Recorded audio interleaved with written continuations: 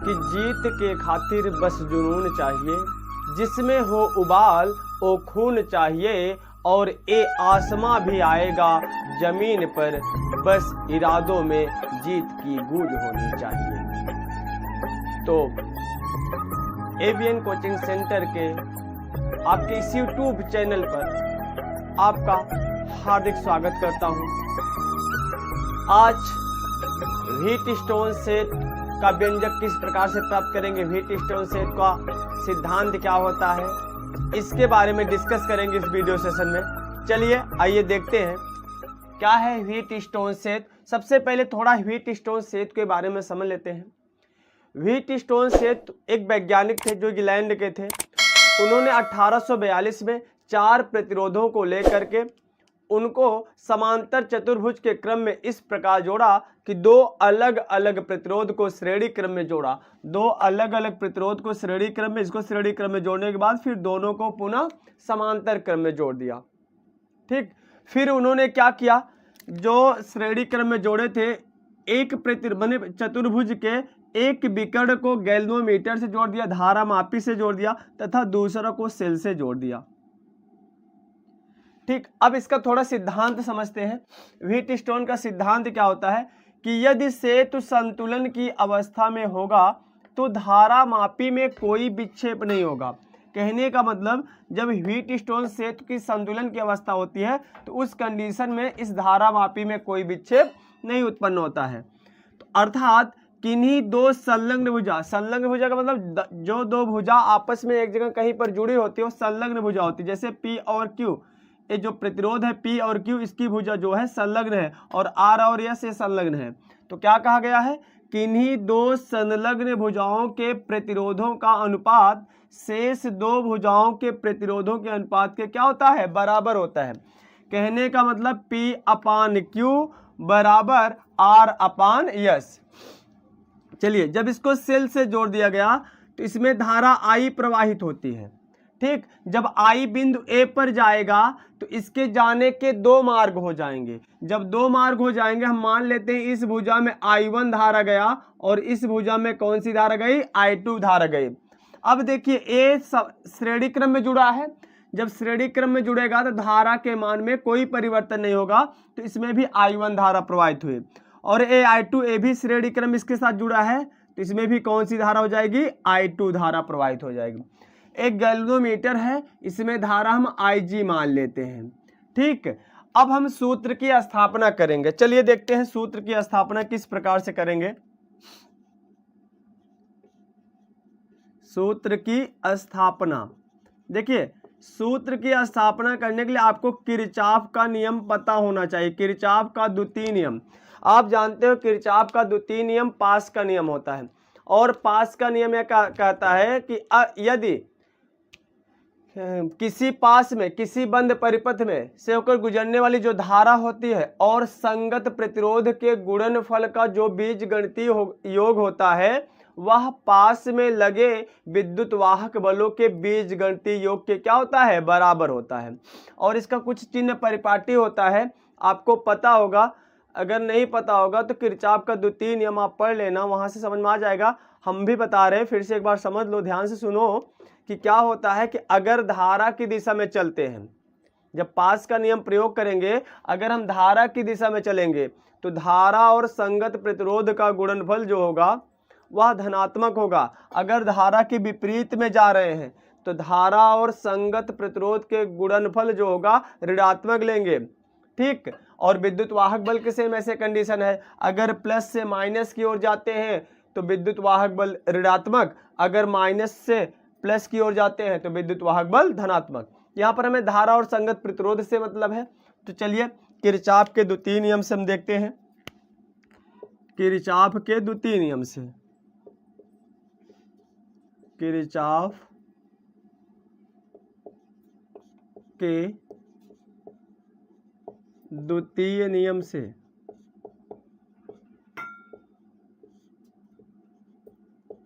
तो पास है, देखो द्वितीय नियम कि देखो 2 पास है। पहला पास क्या है, A B C A।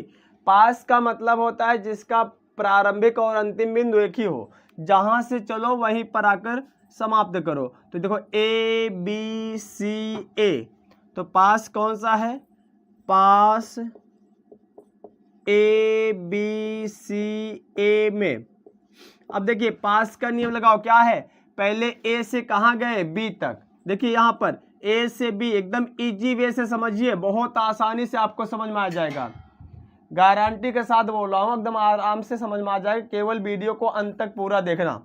देखिए ए से बी गए, धारा की दिशा में गए, तो धारा क्या है I1, धारा क्या है I1, और इसका संगत प्रतिरोध क्या है P, क्योंकि धारा की दिशा में गए तो इसलिए धारा और संगत प्रतिरोध क्या होगा, धनात्मक। फिर देखो ए बी, फिर बी से सी, अब बी से सी आए, जब बी से सी आए तो ए भी क्या है, धारा की दिशा में जा रहे हो। देखो धारा की दिशा, तीर बता रहा है धारा इधर बह रही है, तो धारा की दिशा में जाओगे तो प्लस, धारा क्या है IG है, और संगत प्रतिरोध क्या है G है।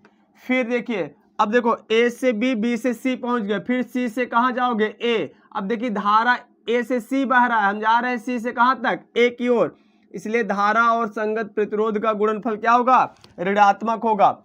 समझ में आ रहा होगा। देखिए सी से ए हम जा रहे हैं और धारा किधर बह रहा है, ए से सी, तो धारा तो ऋणात्मक हो जाएगा। धारा कितना है I2 और संगत प्रतिरोध क्या है R इक्वल टू विद्युत वाहक बल। देखो ए से बी, बी से सी, सी से ए गए तो कोई विद्युत वाहक बल नहीं मिला, तो बराबर क्या हो जाएगा, 0। आप जानते हैं सेतु संतुलन की अवस्था में, सेतु संतुलन की अवस्था में पता है IG इक्वल टू क्या, 0, अर्थात धारा मापी में कोई धारा नहीं होगा। ठीक है, तो धारा मापी में कोई विक्षेप नहीं होगा, अर्थात धारा प्रवाहित नहीं होगी। तो अब IG अगर 0 रख देंगे तो क्या बचेगा, I1P, और ये 0 हो जाएगा पूरा, माइनस I2R इक्वल्स कितना, 0। इधर ऋणात्मक, इधर क्या हो जाएगा, धनात्मक, तो I1P बराबर क्या हो जाएगा, I2R। इसको मान लेंगे इक्वेशन नंबर 1 मान लेंगे। ठीक, अब चलिए अब यहां देखिए पास दूसरा, देखिए पास दूसरा, पास कौन सा ले लेते हैं, BDCB, पास BCDB में। अब देखिए, अब चलिए पहले B से कहां तक, देखिए सॉरी BDCB में, B से कहां तक, D तक। देखिए जब B से D गए, धारा की दिशा में गए, देखिए धारा की दिशा इधर है, तो धारा क्या है I1, संगत प्रतिरोध क्या है Q। ठीक, समझ में आ रहा होगा ना। इधर देखिए आगे, फिर B से D गए, D से फिर कहां जाओगे C, D से C गए, धारा कहां से कहां बह रहा है, C से D, तो हम जा कहां रहे हैं, D से C की ओर, तो विपरीत दिशा में जा रहे हैं, इसलिए क्या हो जाएगा, ऋणात्मक। धारा क्या है I2, इसका संगत प्रतिरोध क्या है यस, तो I2 यस हो जाएगा। फिर C से कहां, B तक, C से B जाओगे, ए भी धारा के विपरीत, इसलिए ऋणात्मक हो जाएगा।